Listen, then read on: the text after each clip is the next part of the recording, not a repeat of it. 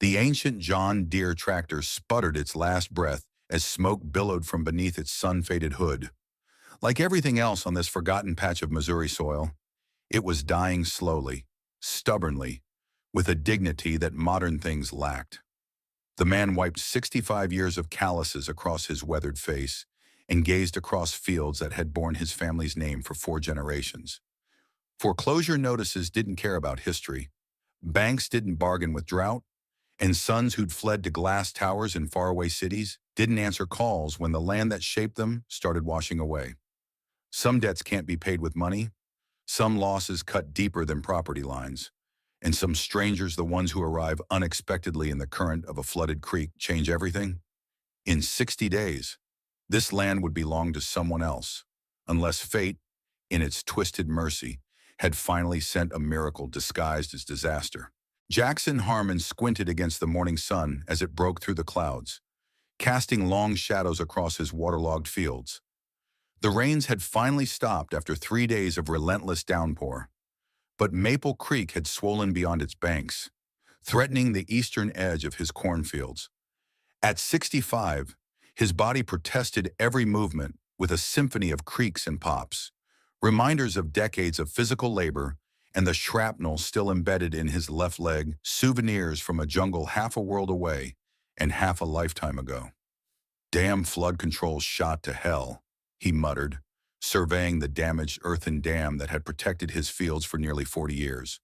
The muddy water churned angrily around the breach, widening it with each passing minute. If he didn't shore it up soon, he'd lose another 10 acres to erosion. Jackson maneuvered his ancient Ford pickup as close as he dared to the creek's edge and began unloading sandbags he'd prepared before dawn.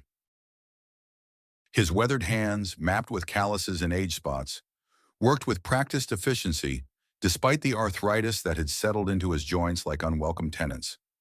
The sky above had cleared to a perfect Missouri blue, deceptively peaceful after the violence of the storm. He was halfway through the task when he heard a sound that didn't belong among the rural symphony of flowing water and morning birdsong. The distinctive crunch of metal against rock, followed by the unmistakable revving of an engine pushed beyond its capabilities. Jackson straightened, scanning the creek upstream. Through the screen of willows about 70 yards up, he spotted it, the glint of sunlight on metal where no metal should be. A car, no. An SUV had somehow veered off the county road that paralleled the creek and now sat partially submerged in the swollen waters. As he watched, the vehicle slipped further, rotating slowly in the current. "Christ almighty," Jackson muttered, dropping the sandbag he'd been holding. Instinct took over before conscious thought could form. He sprinted toward the vehicle, his bad leg protesting with each impact but adrenaline overriding the pain. As he ran, he stripped off his heavy work jacket, years of rescue training during his military service flooding back with crystal clarity. The SUV was a late-model Subaru, dark blue and already half submerged. Through the driver's side window, Jackson could make out a single occupant, a woman with dark hair streaked with silver, slumped against the steering wheel. Whether unconscious or merely stunned, he couldn't tell, but the vehicle was sinking deeper with each passing second. "Hey, can you hear me?" he shouted, wading into the frigid water. The current, much stronger than it appeared from the shore, immediately pulled at his legs. The creek bed was treacherous, strewn with hidden obstacles and sudden drop-offs. One misstep could put him under the muddy water, but Jackson moved with the confidence of a man who had navigated this waterway since childhood.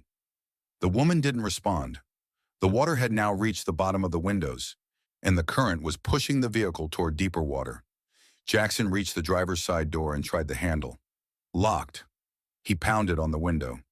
"Ma'am, wake up. You need to unlock the door." The woman stirred slightly but didn't respond coherently. A thin trickle of blood ran from a gash on her forehead. She'd likely hit the steering wheel before the airbag deployed. The airbag itself had already deflated, leaving her vulnerable to the rising water. Jackson didn't hesitate. He pulled himself onto the hood of the sinking vehicle, reached into his back pocket for his pocket knife, and moved toward the sunroof. To his relief, it was partially open, perhaps an automatic response to the crash. He wedged his fingers into the gap and pulled with all his strength. The glass panel slid back with a mechanical groan. "Hold on! I'm coming in!" he called, though he doubted the woman could hear him. He lowered himself through the opening. Water already ankle-deep inside the vehicle. The interior smelled of wet leather, deployed airbag chemicals, and the metallic tang of blood. "Ma'am, I'm going to get you out of here," he said, his voice calm despite the urgency of the situation. The woman moaned softly as Jackson reached across to release her seatbelt. Her eyes fluttered open, briefly dark eyes, disoriented but intelligent before closing again. Jackson quickly assessed her condition. The head wound was bleeding but didn't appear life-threatening. More concerning was the way her left arm hung at an unnatural angle, likely broken or dislocated. He needed to move her without causing further injury. But the rising water left no time for caution. "Sorry about this," he murmured, sliding one arm behind her back and another under her knees. With a grunt of effort, he lifted her from the seat. She was lighter than he expected, but his back protested nonetheless. Maneuvering back through the sunroof would be impossible with her in his arms. Water now reached his waist. The vehicle shifted ominously beneath him, the current pulling it inexorably toward the main channel. Jackson kicked at the driver's side window with all his strength. Once, twice on the third impact. The safety glass shattered, collapsing in a sheet of fractured cubes. He turned to shield the woman from the broken glass and maneuvered her through the opening, trying to keep her injured arms stabilized against his chest. The current immediately grabbed them, threatening to pull them under. Jackson planted his feet firmly against the submerged door frame and pushed off, propelling them away from the sinking vehicle. The frigid water shocked his system, but decades of swimming in this creek had prepared him for its temperament. He kept the woman's head above water with one arm while using the other to navigate toward the shore, working with the current rather than fighting it directly. His boots found purchase on the muddy bank, and he dragged himself and his burden onto solid ground. The woman remained unconscious, her breathing shallow. Jackson laid her gently on a relatively dry patch of grass and immediately checked her vital signs. Pulse present, but weak. Breathing labored. "Hang in there," he said, pulling his cell phone from his pocket. Unsurprisingly, the screen remained dark, dead from water damage. The nearest neighbor was 3 miles away, and the landline at his farmhouse was another half-mile upstream. The woman's condition didn't allow for that kind of delay. Jackson placed 2 fingers on the side of her neck, monitoring her pulse while mentally calculating his options. The pulse suddenly weakened, then disappeared entirely. Without hesitation, Jackson tilted her head back, ensuring her airway was clear, and began chest compressions. His training from decades earlier took over 30 compressions, 2 rescue breaths. Repeat. "Don't you die on my land, lady," he grunted between compressions. "Haven't filled out that kind of paperwork in years, and I'm not starting today." After what seemed like an eternity, but was likely less than 2 minutes, the woman gasped, coughing up creek water. Jackson gently turned her onto her side, allowing her to clear her airway. Her eyes fluttered open, revealing dark irises clouded with confusion. Where?" she managed before another coughing fit overtook her. "You're safe," Jackson said simply. "Your car went into Maple Creek. You're on my property, Harmon Ridge Farm." The woman tried to sit up but winced as pain shot through her injured arm. "My arm. Likely broken. Try not to move it." Jackson removed his flannel shirt, leaving him in a faded thermal undershirt, and draped it over her. "Ambulance would take at least 40 minutes to get here from Riverdale. My truck's just up the way. Think you can walk if I help you?" She nodded weakly, and Jackson helped her to her feet, supporting most of her weight. "I'm Jackson Harmon," he said as they began the slow trek toward his pickup. "Sarah," the woman replied through gritted teeth. "Sarah Mitchell," Jackson nodded, focusing on navigating the muddy terrain. "Well, Ms. Mitchell, you picked one hell of a spot for a drive." A weak smile flickered across her pale face. "Not exactly. By choice." She stumbled, and Jackson tightened his grip around her waist. The road just disappeared in the rain. Flash floods take out that county road almost every spring. Jackson explained. Highway Department keeps promising to raise it, but they've been promising that since Nixon was president. They reached the truck, and Jackson helped Sarah into the passenger seat, careful of her injured arm. The ancient Ford protested with a wheezing cough before the engine caught. Jackson cranked the heater to full blast and pulled a worn wool blanket from behind the seat, tucking it around Sarah.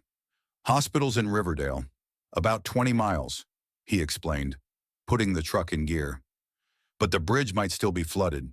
If it is, we'll have to take the long way around, add another 40 minutes. Sarah nodded, her teeth chattering despite the heater. Thank you, she managed. You saved my life. Jackson kept his eyes on the rutted farm road. Anyone would have done the same. No, Sarah said with surprising firmness. They wouldn't have. Jackson glanced at her, seeing something in her eyes beyond pain and gratitude, a sharp intelligence assessing him. He shifted uncomfortably under the scrutiny. You military? She asked unexpectedly. Jackson raised an eyebrow. Long time ago. How'd you figure? The way you handled the situation. Methodical. The rescue breathing technique, they've updated protocols since Vietnam. Hard to keep up with the latest when you don't use it much, Jackson replied dryly. Been a while since I pulled someone from Maple Creek.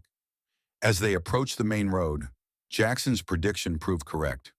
Water still covered the low-lying bridge, making it impassable. He swore under his breath and turned the truck around. Looks like we're taking the scenic route, he said. There's a thermos of coffee in the glove compartment if you want it. Might help with the chill. Sarah reached for the thermos with her good arm, her movements revealing a large watch that Jackson recognized as far more expensive than it appeared at first glance, the kind of understated luxury that wealthy people preferred. You're not from around here, Jackson observed. Not a question. No, Sarah admitted. I'm from Boston originally. I've been staying in Riverdale for a few weeks, doing research. Research? Jackson navigated around a massive pothole. Riverdale's not exactly known for its libraries.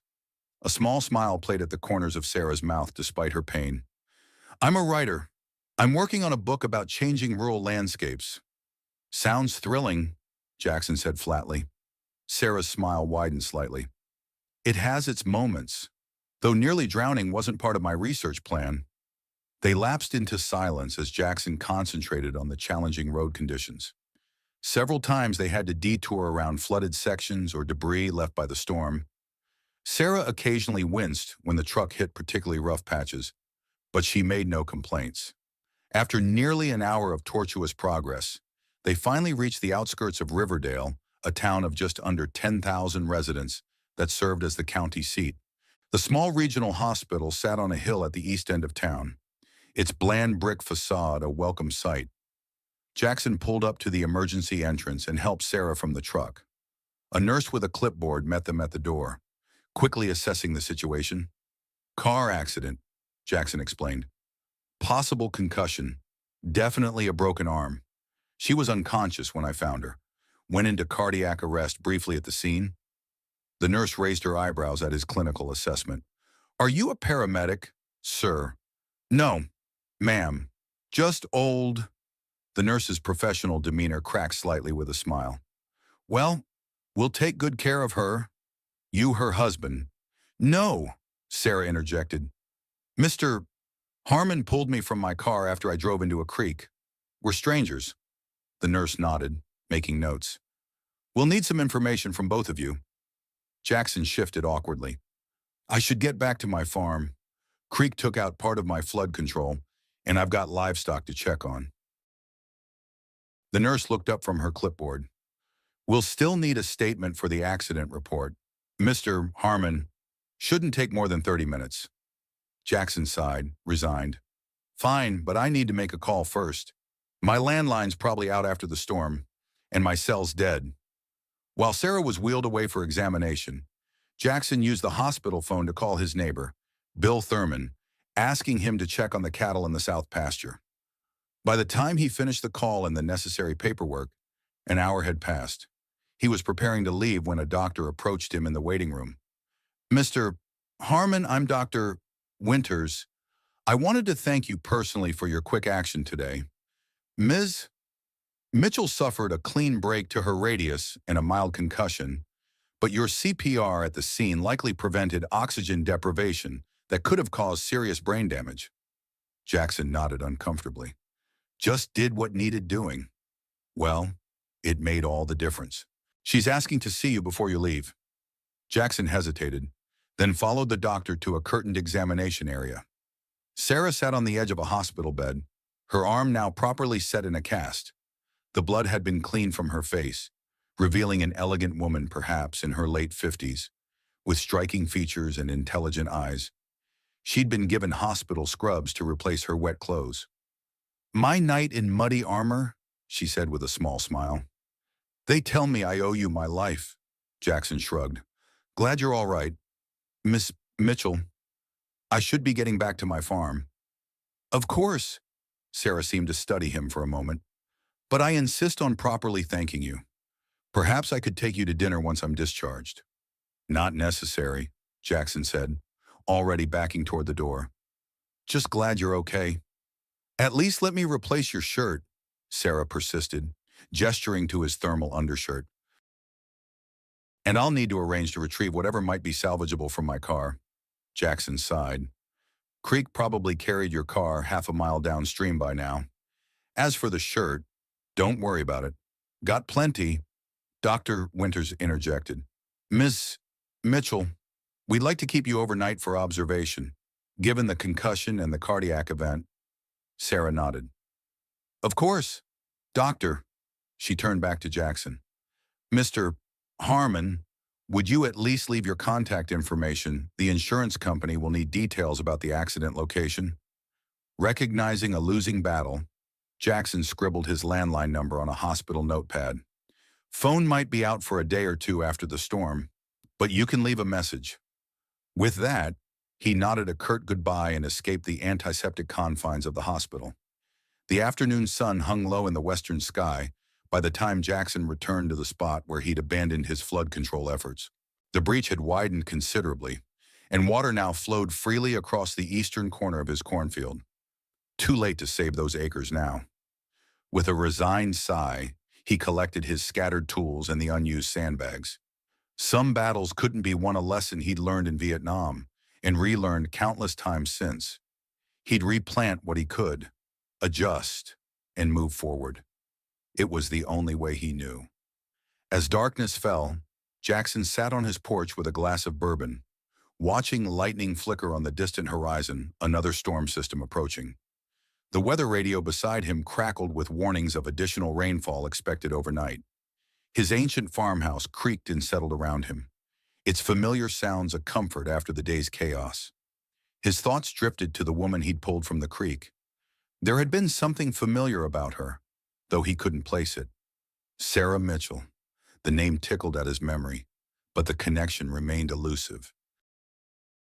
Jackson's gaze wandered to the pile of mail on the side table bills mostly, each one a reminder of his precarious financial situation. The foreclosure notice from Riverdale Community Bank had arrived last week, giving him 60 days to bring his mortgage current or face auction. After 3 consecutive years of drought followed by this spring's excessive rainfall, the margins that had always been thin had disappeared entirely. He picked up the bourbon bottle, contemplating a refill, then set it down untouched. Clear heads made better decisions, and he needed every functioning brain cell to figure a way out of this mess. The irony wasn't lost on him. He'd saved a stranger's life today, but he couldn't save the land that had been in his family for 4 generations. The telephone's shrill ring pierced the evening quiet, startling Jackson from his thoughts. Few people called the landline anymore. Most of his business was conducted in person or not at all. "Harmon," he answered, his voice gruff from bourbon and fatigue. "Mr. Harmon, it's Rebecca Marshall from Riverdale Community Bank." Jackson's grip tightened on the receiver. Rebecca had been 2 years behind him in high school, a bright, ambitious girl who'd gone away to college and returned with accounting credentials and a determination to modernize the sleepy local bank. Now she held his financial fate in her professionally manicured hands. "Rebecca," he acknowledged. Bit late for bank business, isn't it? This isn't an official call, Jackson, she said, her tone softening. I heard about what happened today. Small town. News travels fast. I wanted to check if you were okay. Jackson snorted. I'm not the one who drove into a creek. No, but you're the one who jumped into floodwaters to save a stranger. At your age, with your leg. I'm fine, he interrupted. Woman's alive. That's what matters. A pause on the line. Do you know who she is? Jackson said her name's Sarah Mitchell. Writer of some kind. Rebecca's laugh held a note of disbelief. Not just any writer. Sarah Mitchell is one of the most successful authors in the country right now. Her Heartland series has sold millions of copies. There was even talk of a movie deal for her last book. Jackson frowned. Never heard of her. You wouldn't have, Rebecca acknowledged. You haven't exactly kept up with the bestseller lists. But trust me, you just saved a very influential person. Doesn't change anything, Jackson said flatly.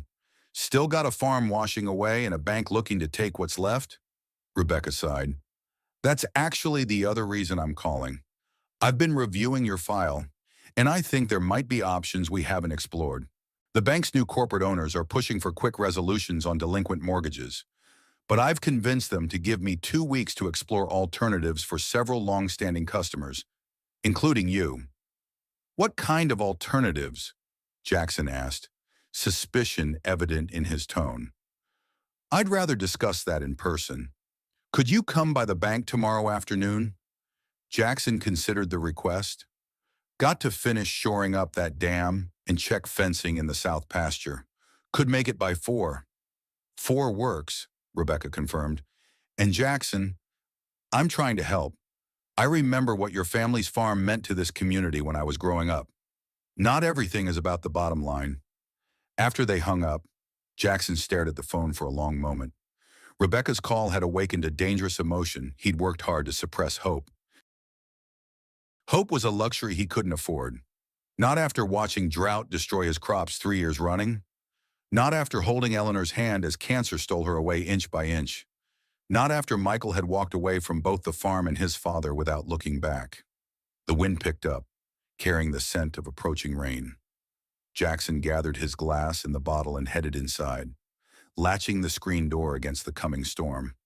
As he moved through the darkened house toward his bedroom, he passed the closed door that had once been Michael's room, then Eleanor's sewing room, and was now simply another space filled with memories too painful to revisit.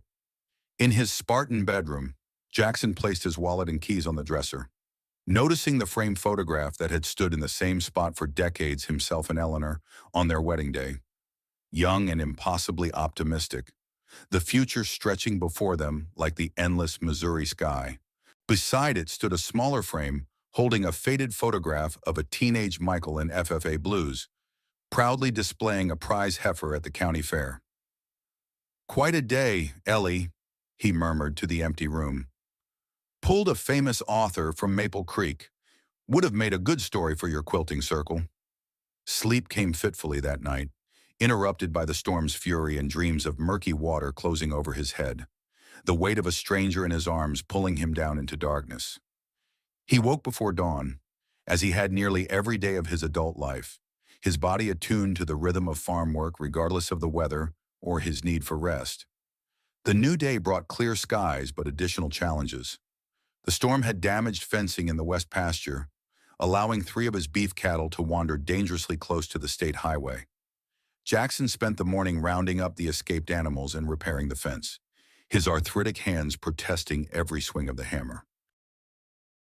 By early afternoon, he'd managed to shore up the damaged dam with the remaining sandbags, though he knew it was at best a temporary solution. A proper repair would require equipment he could no longer afford to rent and materials that stretched beyond his dwindling resources. The ancient John Deere tractor that had belonged to his father sputtered ominously as Jackson used it to haul debris from the fields. The machine had been reliable for decades, but parts were increasingly difficult to find, and the local mechanic had warned him during the last repair that the engine might not survive another major issue. Just hold together a little longer. Old girl, Jackson muttered, patting the sun-faded green hood.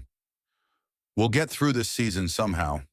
As he guided the tractor back toward the equipment barn, Jackson noticed an unfamiliar vehicle coming up his long gravel driveway, a rental car by the looks of it, its pristine white exterior out of place against the muddy rural backdrop.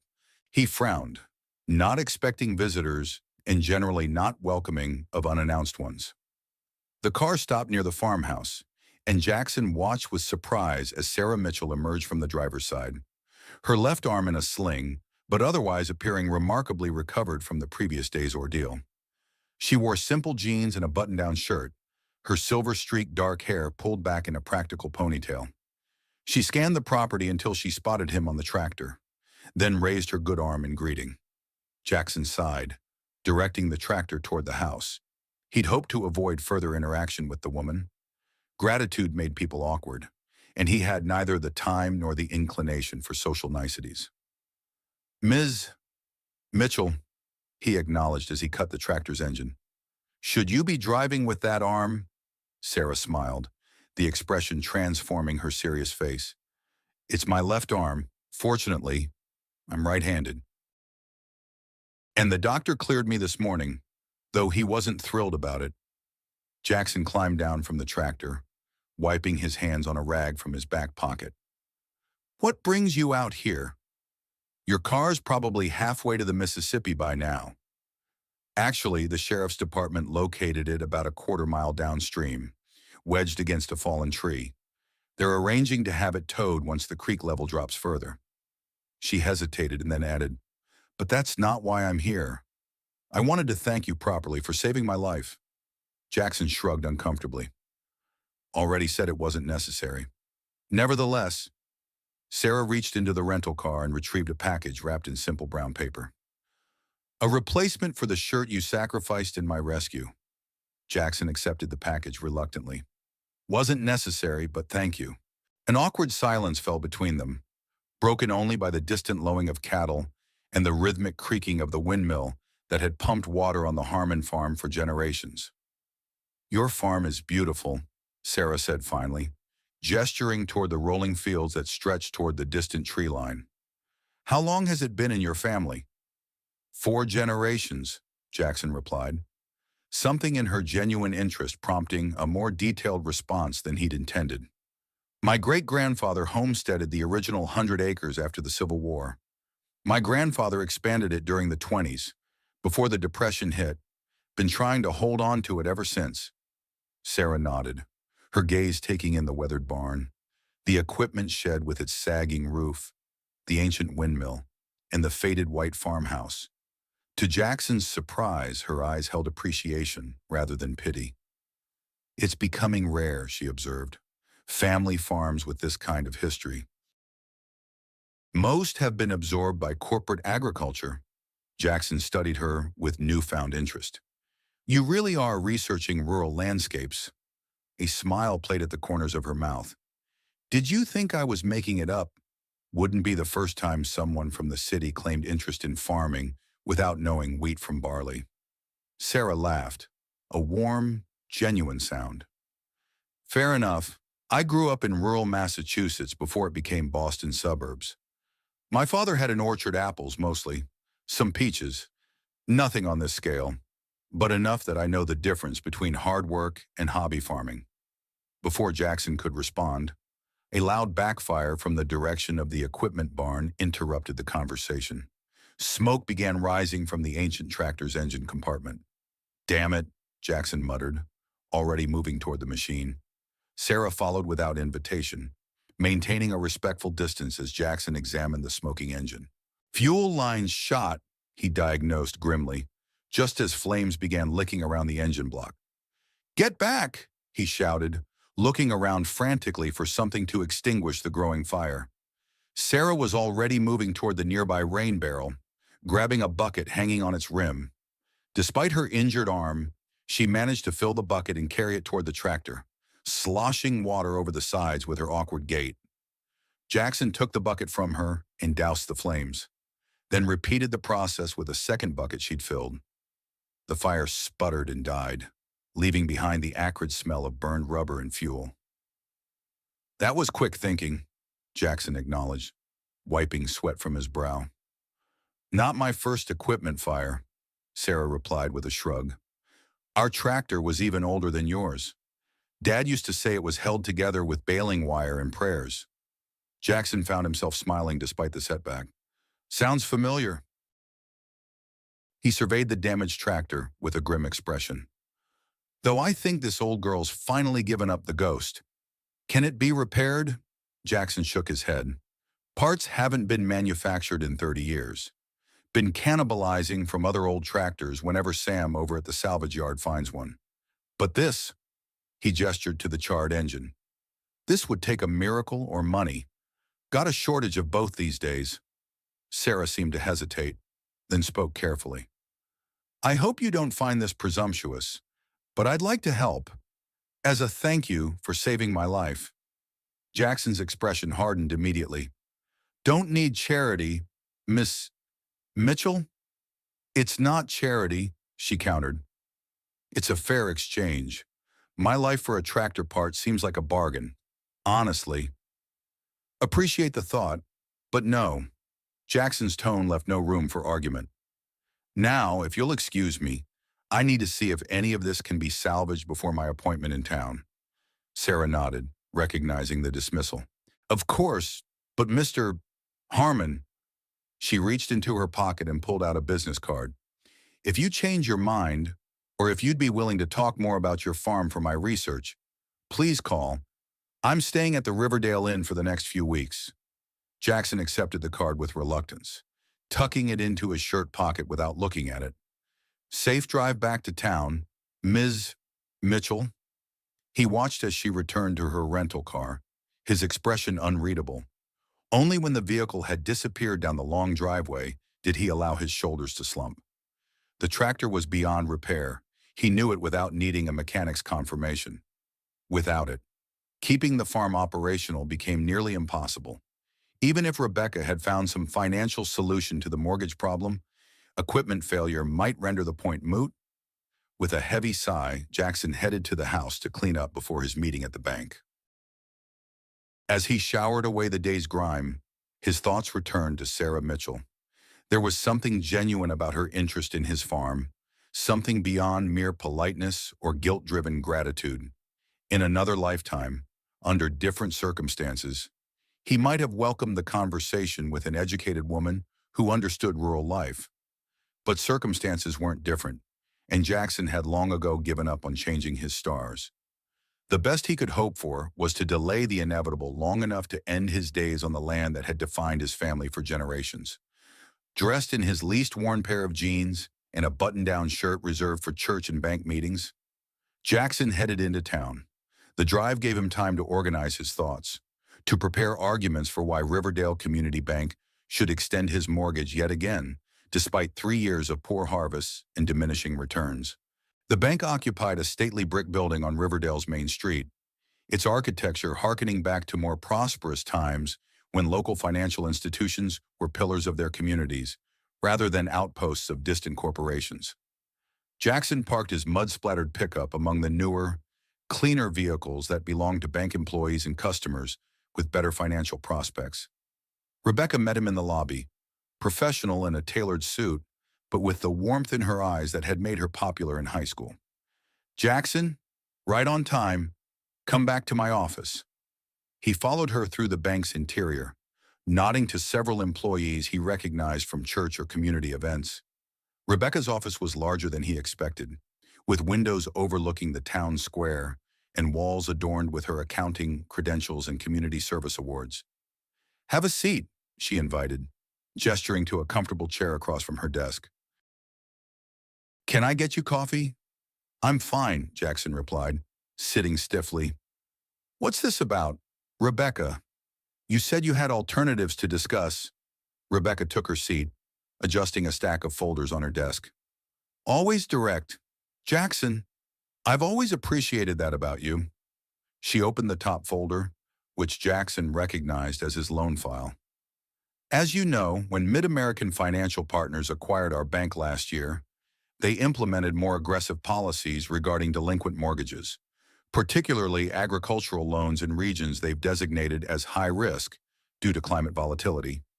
Cut to the chase, Jackson said, his patience already wearing thin. Are they foreclosing or not? Rebecca sighed. The foreclosure is proceeding as scheduled unless we find an alternative. You're 60 days from auction, but I've been reviewing your property records, and there might be an option worth exploring. She pulled out a survey map of his property. Your farm sits on 300 acres, correct? Jackson nodded, and she continued. The original homestead portion, which includes Maple Creek and the natural spring, is approximately 50 acres. The rest was acquired in separate parcels over the years. Jackson's eyes narrowed. What are you suggesting? A partial sale, Rebecca said carefully.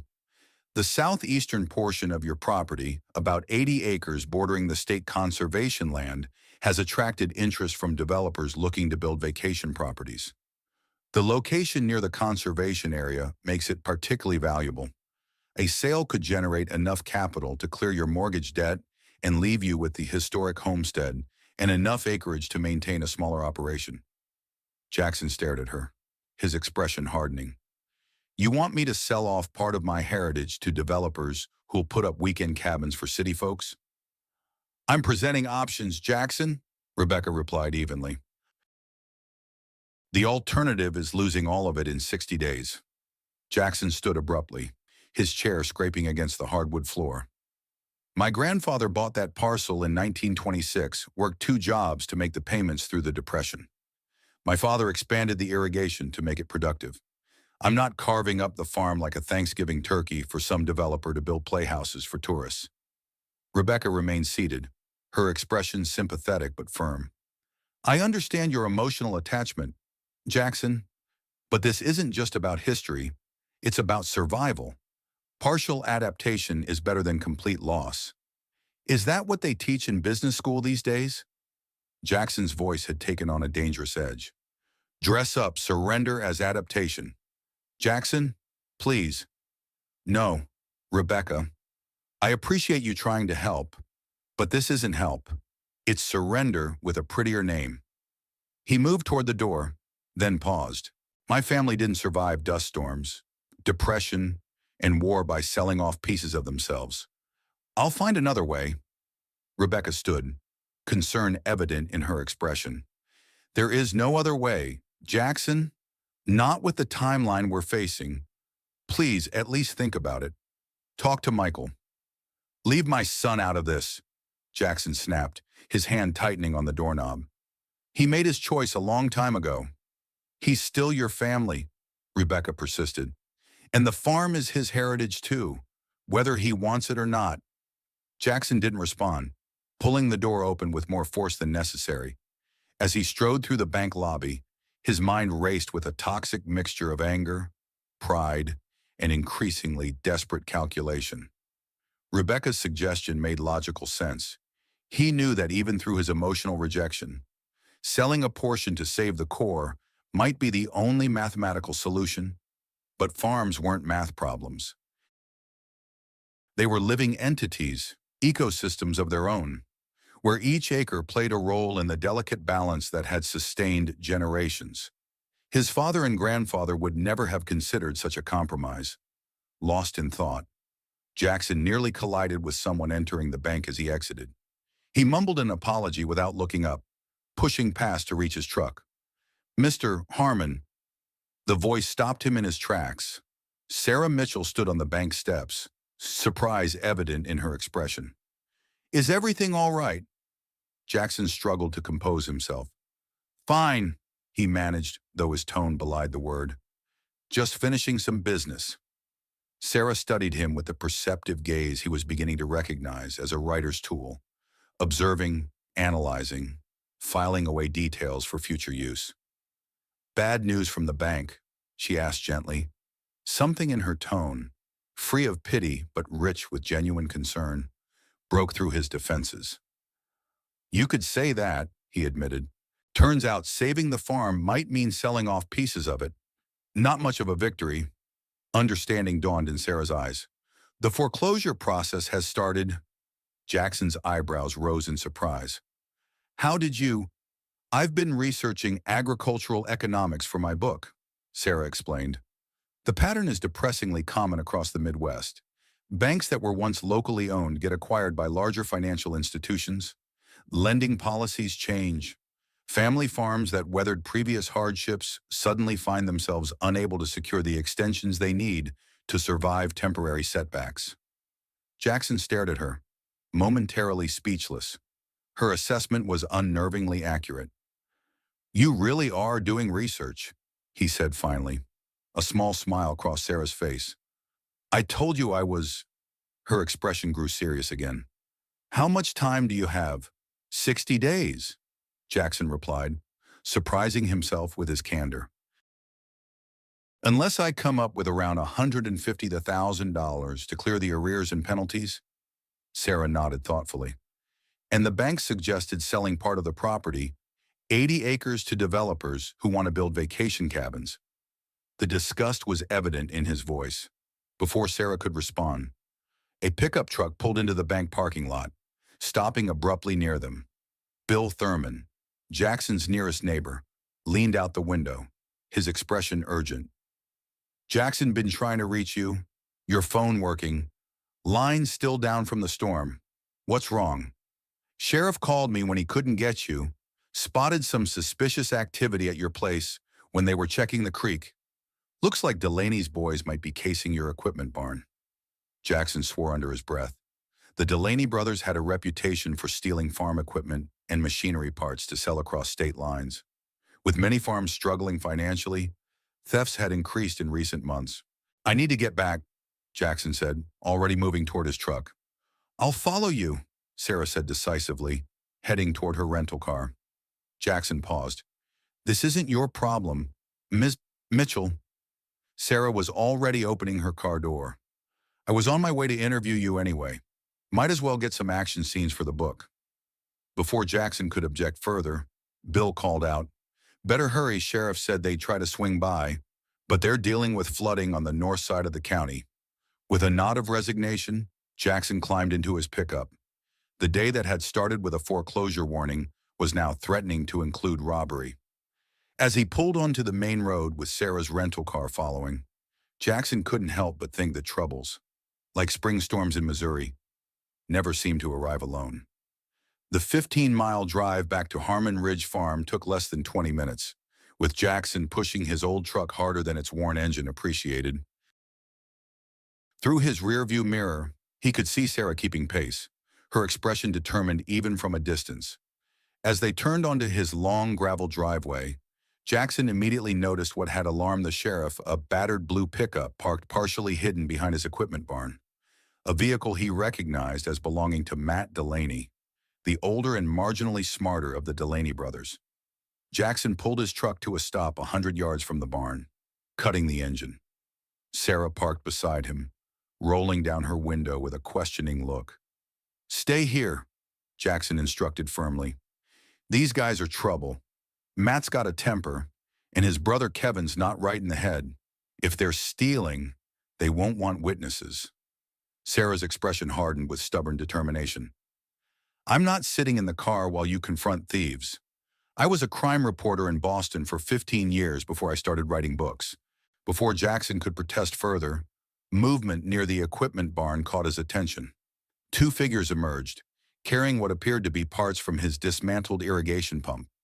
The Delaney brothers had made themselves at home, apparently unconcerned about being caught on a property they believed to be unoccupied. Damn it, Jackson muttered, reaching under his seat and retrieving an old but well-maintained shotgun. He checked that it was loaded, then turned to Sarah. Stay behind me, at least, and if things go south, get in your car and drive to the Thurman Place First Farm east of here. To his surprise, Sarah nodded agreement, her earlier bravado tempered by the reality of the situation. Should we call the sheriff?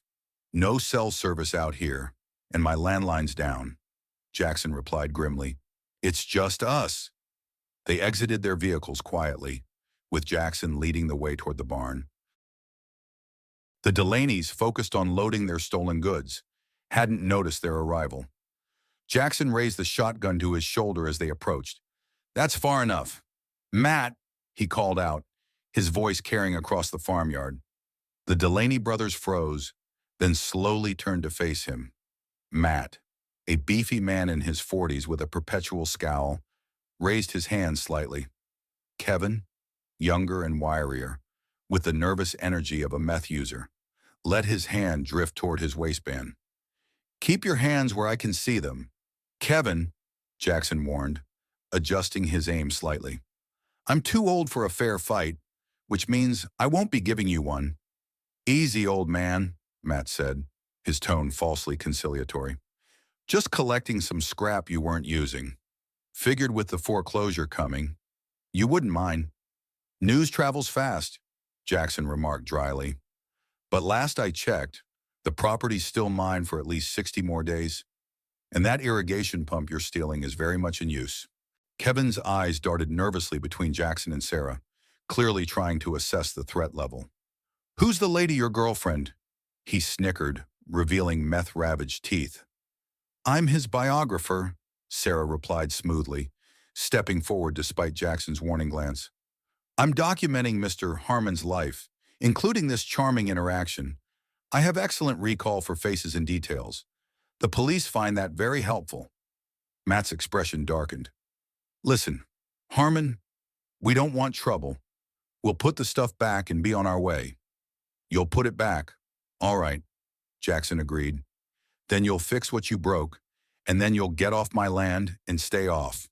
Kevin laughed, a high, unsettling sound. "Or what? Old man, you gonna shoot us both? Sheriff won't like that much." "He won't have to shoot you," came a new voice from behind them. All four turned to see Sheriff Tom Danvers approaching on foot from the far side of the barn, his deputy following close behind. "But I'll be happy to arrest you both for trespassing and theft." The Delaney brothers deflated visibly at the sight of law enforcement. Matt kicked at the dirt in frustration, while Kevin's nervous energy increased, his hands twitching at his sides. "Settle down, Kevin," the sheriff warned. "Don't make this worse than it already is." As the deputy handcuffed the Delaneys, Sheriff Danvers approached Jackson, who had lowered his shotgun. "Neighbor called it in," the sheriff explained. "Said you might need backup. Good thing, too. These boys had a van waiting down by the creek access road, already loaded with equipment from the Petersons' place." Jackson nodded his thanks. "Appreciate the response. Tom, didn't expect you to make it out with the flooding issues. Deputy Ramirez is handling the north side." The sheriff glanced curiously at Sarah. "Ma'am, I don't believe we've met." "Sarah Mitchell," she introduced herself, extending her hand. "I'm a writer doing research in the area. Mr. Harmon has been kind enough to allow me to interview him about his farm." Recognition flickered in the sheriff's eyes. "The author? My wife loves your books. She's got the whole Heartland series on her bedside table." Sarah smiled graciously. "That's very kind. Please tell her I appreciate her support." While the deputy led the Delaney brothers to the patrol car, Sheriff Danvers turned back to Jackson. "You'll need to come by the station tomorrow to file a formal complaint. And Jackson, I heard about the bank situation. I'm sorry." Jackson's jaw tightened. "Nothing's decided yet, Tom." The sheriff nodded, though his expression remained sympathetic. "Still, if there's anything Martha and I can do—" "Appreciate it," Jackson said curtly, "but I'll manage." After the sheriff departed with the Delaneys in custody, Jackson and Sarah surveyed the damage to the equipment barn. The thieves had partially disassembled the irrigation pump and ransacked several storage containers, leaving tools and parts scattered across the concrete floor. "Vultures don't usually circle until you're dead," Jackson muttered, kneeling to examine a broken valve assembly. Sarah helped him gather the scattered components, careful despite her injured arm. "Is the damage repairable?" Jackson sighed, rubbing his forehead wearily. "Most of it. They didn't get far enough to take anything critical, but it's one more thing that needs fixing with no money to fix it." As they worked to restore order to the barn, the physical labor seemed to loosen something in Jackson, and he found himself explaining the irrigation system to Sarah, how it drew water from both the creek and the natural spring, how his father had designed it to maximize efficiency in drought conditions, how it had sustained the farm through lean years until the current extended dry spell overtaxed its capacity. Sarah listened with genuine interest, occasionally asking questions that revealed her background knowledge of agricultural systems. As evening approached, they had restored most of the equipment to working order, though Jackson noted several components that would need replacement before the system could operate at full capacity. "Thank you for your help," Jackson said as they finished, the acknowledgement coming more easily than he had expected. "You're handy to have around in a crisis," Sarah smiled, wiping grease from her hands with a shop rag. "2 crises in 2 days. You lead an exciting life, Mr. Harmon." "Jackson," he corrected, surprising himself. "If you're going to keep turning up during emergencies, you might as well use my first name." "Jackson, then," Sarah agreed. "And I'm Sarah, not Ms. Mitchell." An awkward silence fell between them, broken when Jackson's stomach rumbled audibly. He realized neither of them had eaten since morning. "I could make some dinner," he offered tentatively. "Nothing fancy, but there's stew in the freezer Eleanor, my late wife, made. Still have some put up from before she passed." Sarah's expression softened. "I'd like that, but only if you'll let me help. One-armed as I am, I can still set a table." As they walked toward the farmhouse in the fading light, Jackson found himself oddly comfortable with this unexpected visitor who had entered his life through a series of unfortunate events. There was something refreshingly direct about Sarah Mitchell, a quality he had always valued but rarely encountered, especially in recent years as his isolation had increased. The farmhouse kitchen, with its worn linoleum floor and dated appliances, had always been the heart of the home. Eleanor had maintained it with care, finding creative ways to update the space on a limited budget. Her touches remained visible in the hand-sewn curtains that framed the windows and the collection of blue willow plates displayed on the open shelves. Jackson moved with practiced efficiency, retrieving a container of stew from the freezer and setting it to warm on the stove. Sarah found plates and silverware in the cupboards, setting the oak table that bore the marks of 4 generations of Harmon family meals. "Your wife had good taste," Sarah observed, gesturing to the kitchen's homey aesthetic. "The house feels loved," Jackson nodded, stirring the thawing stew. "Eleanor could make something out of nothing, had an eye for beauty in ordinary things." He paused and then added, "She passed 5 years ago. Cancer." "I'm sorry," Sarah said simply. "That must have been incredibly difficult." "Hardest thing I've ever faced," Jackson admitted, surprising himself with his candor. "Harder than Vietnam, harder than the drought years. At least with those, you're fighting something external. With cancer, the enemy's inside the person you love most, and all you can do is watch." Sarah nodded, understanding in her eyes. "My husband died 10 years ago. Heart attack. Sudden. Not like cancer. Different kind of pain, I suppose, but still leaves a hole that doesn't quite fill in." They ate at the kitchen table, the conversation flowing more easily than Jackson would have expected. Sarah asked about the farm's history, listening attentively as he recounted stories passed down through generations, how his great-grandfather had survived the harsh first winter, how his grandfather had expanded during the prosperous 1920s only to fight to keep the land during the Depression, how his father had modernized operations in the post-war boom. "And your son," Sarah asked carefully, "will he be the 5th generation?" Jackson's expression closed slightly. "Michael chose a different path. Lives in New York now, works in media or advertising, something like that. We don't talk much." "Kinda, may I ask why?" Jackson was silent for a long moment, considering whether to share this piece of his life with a virtual stranger. Yet something about Sarah's direct gaze, free of judgment, invited confidence. "He left for college and never really came back," Jackson began. "Got involved in environmental causes, decided farming was part of the problem, not the solution. We had some heated arguments, said things we shouldn't have." He stared into his coffee cup. "After Eleanor died, he came for the funeral. We tried to talk, but the gap was too wide. He went back to New York, and that was that. Sarah nodded thoughtfully. Children often need to reject their parents' world before they can see its value. Sometimes they come back to it. Sometimes they don't. Sounds like you speak from experience. A small smile played at Sarah's lips. My daughter is a corporate attorney in Chicago, about as far from an apple orchard in Massachusetts as you can get. We struggled for years before finding common ground. As they cleared the dinner dishes, Jackson found himself wondering about Sarah's research.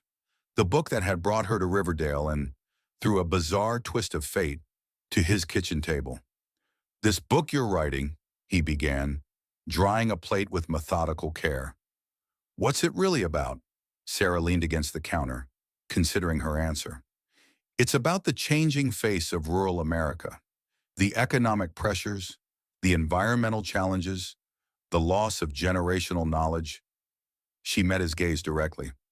It's about people like you, Jackson, people holding on to a way of life that's being squeezed from all sides. Sounds depressing, Jackson remarked dryly. It could be, Sarah acknowledged, but it's also about resilience, adaptation, finding new ways to preserve what matters while letting go of what doesn't. She hesitated, then added, I've been struggling with it, to be honest. I've interviewed dozens of farmers, visited communities across the Midwest, collected statistics and economic analyses, but something was missing the heart of the story. I suppose. Jackson raised an eyebrow. And nearly drowning in my creek helped you find it. Sarah laughed, the sound warm in the cozy kitchen. In a strange way, maybe it did. There's nothing like a near-death experience to clarify one's purpose. Her expression grew serious. Jackson, would you consider letting me interview you properly for the book Your Family's History? Your experiences, your perspective on what's happening to family farms, it could add tremendous depth to the narrative. Jackson was silent, weighing the request. His natural inclination toward privacy warred with something else, a sense that perhaps his story, his family's story, deserved to be told before it was lost entirely. I'll think about it, he said finally. Can't promise more than that right now. Sarah nodded, accepting the non-commitment. That's fair, and I should get back to town before it gets any later. She gathered her purse and jacket. Thank you for dinner, and for today's excitement. Not quite what I expected when I set out this morning. Jackson walked her to her car. The spring evening cool but pleasant. The nearly full moon cast the farm in silver light, softening its worn edges and highlighting its enduring beauty. As Sarah prepared to leave, she turned to him with a thoughtful expression. You know, regardless of what happens with the bank, what you've built here matters. Jackson, the knowledge you carry, the connection to the land that's something worth preserving, even if the form changes. Before Jackson could respond, the peaceful night was shattered by the sound of breaking glass from the direction of the equipment barn, followed by the unmistakable orange glow of flames. Fire! Jackson shouted, already running toward the barn.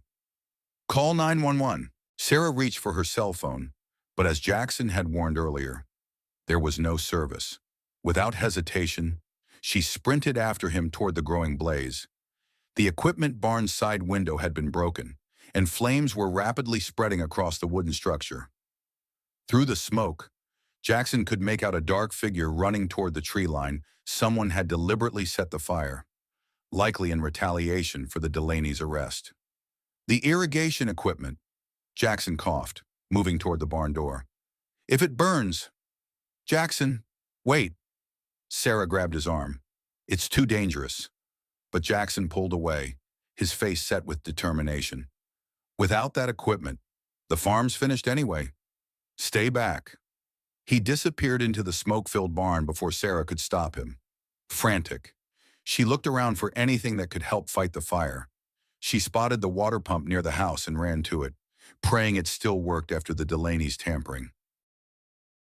To her relief, the pump engaged when she threw the switch. Sarah grabbed the coiled hose nearby and dragged it toward the barn, fighting against her injured arm and the unwieldy weight of the water-filled hose. Inside the barn, Jackson navigated through blinding smoke, making his way to the critical irrigation controls. The heat was intense, flames already consuming the eastern wall and licking at the roof beams. He located the main control panel and began disconnecting it, knowing it would be impossible to replace if destroyed, his lungs burning. Jackson gathered the essential components in his arms and turned toward the exit, only to find his path blocked by a collapsing roof beam. The ancient timber, weakened by fire, gave way with a thunderous crack, crashing down mere feet from where he stood. Outside, Sarah had managed to direct a stream of water at the barn's entrance, trying to clear a path for Jackson's escape. "Jackson!" she screamed over the roar of the flames. "Where are you?" Through the smoke, she glimpsed Movement Jackson, his shirt pulled over his mouth, carrying something bulky in his arms. He was trapped behind the fallen beam, searching for another way out. Sarah directed the hose at the beam, creating a temporary reduction in the flames. "There!" she shouted. "Try now." Jackson saw the opportunity and moved quickly, ducking under the smoldering beam and rushing toward the door. He emerged into the night air, coughing violently, his face blackened with soot but still clutching the irrigation controls. "We need to keep the fire from spreading to the house," he gasped, setting down his precious cargo. Together, they fought the blaze with the single hose, focusing on containing it rather than saving the barn, which was clearly beyond salvation. Jackson worked with grim determination, his movements efficient despite his exhaustion and the smoke inhalation. It seemed like hours, but was likely only 40 minutes before they heard the welcome sound of sirens. The volunteer fire department from Riverdale arrived, quickly taking over the firefighting efforts. By then, the equipment barn was largely destroyed, though they had managed to prevent the fire from spreading to nearby structures. As paramedics checked Jackson for smoke inhalation and burns, Sheriff Danvers approached, his expression grave. "Found fresh tire tracks by the creek access," he reported. "Looks like the Delaney's had friends we didn't know about. I've got deputies looking for them now." Jackson nodded wearily, accepting an oxygen mask from the paramedic. "Doesn't matter now. Damage is done." Sarah, who had been talking with one of the firefighters, joined them. Despite her injured arm and the evening's exertion, she appeared remarkably composed, though her clothes were soaked and smudged with soot. "The fire chief says the barn is a total loss," she reported. "But they think you saved the most valuable equipment by getting it out when you did." Jackson removed the oxygen mask momentarily. "Not sure it matters much now. Without the barn to house it, and with the tractor gone," he trailed off, the cumulative weight of the day's disasters settling heavily on his shoulders.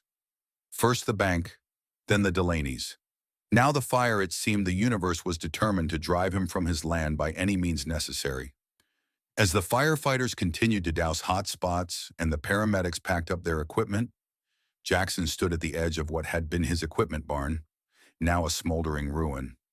The irrigation controls he'd rescued sat on the ground nearby, saved but homeless, much like their owner would soon be.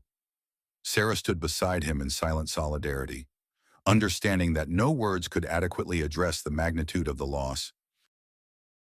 The moon continued its journey across the star-filled Missouri sky, indifferent to the human drama unfolding beneath it, just as it had witnessed countless disasters and triumphs on this land over generations. "I'll do the interview," Jackson said suddenly, his voice rough from smoke and emotion. "For your book, if my family's story ends with me, at least there should be a record of what was—" Sarah turned to him, surprise and gratitude in her expression. "Thank you. I promise to do it justice." Jackson nodded, his gaze still fixed on the ruined barn. "Come back tomorrow. There's something I want to show you first. Something that might change the story you're writing." Before Sarah could ask what he meant, Sheriff Danvers approached again. "Jackson, we can post a deputy overnight if you're concerned about more trouble." Jackson shook his head. "Not necessary. Tom, don't think there's much left to burn or steal at this point." As the emergency vehicles departed and quiet returned to Harmon Ridge Farm, Jackson faced the daunting prospect of salvaging what remained of his livelihood. The foreclosure clock continued to tick, now complicated by the loss of essential equipment and storage. Yet as he watched Sarah drive away with a promise to return the next day, something stirred within him that he hadn't felt in years, a seed of possibility. Not quite hope, but perhaps its precursor. His story wasn't finished yet, and for the first time in a long while, someone was interested enough to listen. Jackson turned toward his farmhouse, the structure that had sheltered 5 generations of Harmons, including his own son, who had turned his back on this heritage. What would Michael think if he could see the farm now, teetering on the edge of oblivion? Would he care? Would he understand what was being lost? These questions followed Jackson inside as he cleaned the soot from his skin and collapsed into bed, exhaustion claiming him before he could dwell further on what the morning might bring. His last conscious thought was of Sarah Mitchell, the unlikely presence who had entered his life through disaster, but who might, through some twist of fate, help him preserve what mattered most, not the land itself, perhaps, but the story it contained. The natural spring still flows beneath the ancient oak, as it has for over 100 years. Its waters, hidden from outsiders but never from those who truly know this land, continue to nourish what matters most, not just crops, but memory, legacy, and the stubborn hope that refuses to be foreclosed. Jackson Harmon stands at the edge of his fields, watching the evening light paint everything in gold. Behind him, the charred remains of the equipment barn serve as a reminder of how quickly the work of generations can be reduced to ash. Yet beside him stands a woman whose words might preserve what flames and banks cannot destroy. Two strangers brought together by disaster now face the setting sun as reluctant allies. One carries the wisdom of soil and seasons in hands too proud to surrender.